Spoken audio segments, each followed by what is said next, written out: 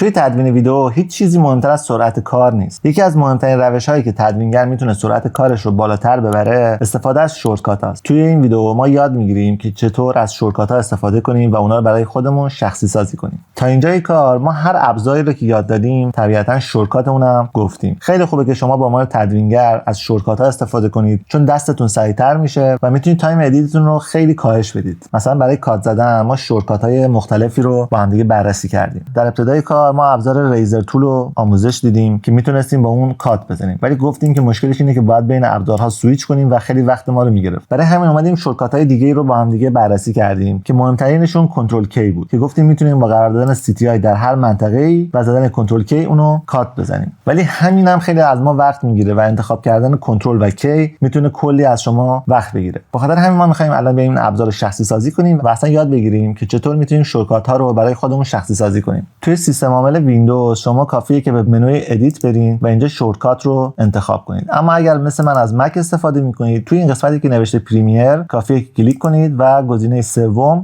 سوم رو انتخاب کنید. خب همونطور که مشاهده میکنید اینجا شما میتونید شورتکات های مختلف رو ببینید. مثلا اسلیپ تول شورتکاتش Y هست یا ریپل ادیت تول شورتکاتش B هست. اینجا شما میتونید شورتکات هایی که انتخاب شدن رو ببینید. اما چطور میتونید خودتون اون رو شخصی سازی کنید؟ کافیه که توی این قسمت هر ابزاری که میخواین رو سرچ کنید. مثلا همین کنترل کی که اسم ابزارش اد ادیت هست، من اینجا سرچش میکنم اد ادیت برای من آوردش. میبینیم که روبروش نوشته که کنترل کی یا کامند کی توی سیستم عامل مک کامند کی هست. کافیه که من روی اون کلیک کنم، اینجوری میبینیم که کاملا سلکت و فوکوس میشه. من میخوام اینو تغییرش بدم. کافیه که اینجا اینو زبدرش رو بزنم و اینو حذفش کنم. الان خالی شد اینجا. کافیه که اینجا حرفی رو که میخوام تایپ کنم، مثلا سی، اینجا کلیک میکنم، سی رو تایپ میکنم. اگه اولین باری باشه که شما دارین این کار انجام میدین، چون من این کار قبلا انجام دادم دیگه اون اخطار برای من ظاهر نمیشه. اما اگر اولین بار باشه که شما کار انجام میدین، یه هشدار اینجا برای شما ظاهر میشه که داره به شما میگه که مثلا شورتکات سی رو قبلا برای ریزر تول استفاده کردیم و الان مطمئنید که دارید دوباره این سی رو انتخاب میکنید و ما میگیم تایید میکنیم و میگیم که بله من میدونم چیکار میکنم و دیگه من از سی برای ریزر استفاده نمیکنم. وقتی سی رو میزنم منظورم اد ادیت هست. میتونید شورتکات های دیگه هم به همین صورت تغییر بدید. مثلا برای زوم کردن توی تایملاین از مثبت و منفی استفاده میشه. من دوست دارم که اونها رو تغییر بدم به مثلا شورتکات دیگه. کافیه که اینجا زوم رو سرچ کنم. همونطور که میبینید از مساوی و منفی اینجا داره استفاده میشه. من میخوام اینا رو تغییر بدم به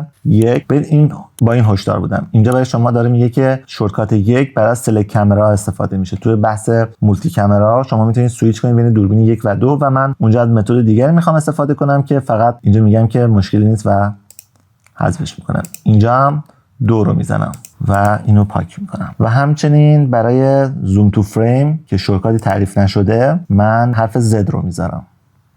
اینجا هم داره به من میگه که حرف Z برای زوم تول، میگم که بله میدونم. هر تغییراتی که مد نظرتون هست رو روی شورتکات برای خودتون انجام بدین و کافیه که اوکی رو بزنید. الان برای کات زدن دیگه من با کنترل کی نمیتونم کات بزنم. کافیه که حرف سی رو بزنم و برش به راحتی برای من انجام بشه. یا همینطور قبلا من برای اینکه زوم این و زوم اوت کنم میتونستم از مثبت و منفی روی کیبورد استفاده کنم که الان میتونم با زدن شورتکات 1 زوم این کنم و با 2 زوم اوت کنم. و همچنین برای اینکه من یک راست برم روی همون فریمی که هستم و تایملاین تا حد اکثرش برای من باز بشه، شورتکات Z رو انتخاب کرده بودم. ببینید من اگه Z رو بزنم دقیقاً میره روی همون فریمی که میخوام و با 2 میتونم زوم اوت کنم. مثلا من یک بخشی رو میخوام اینجا کات بزنم و میتونم با زدن Z دقیقاً به همون فریم برم تا جایی زوم میکنه که برای من حرکت توی تایملاین به صورت فریم بای فریم میشه.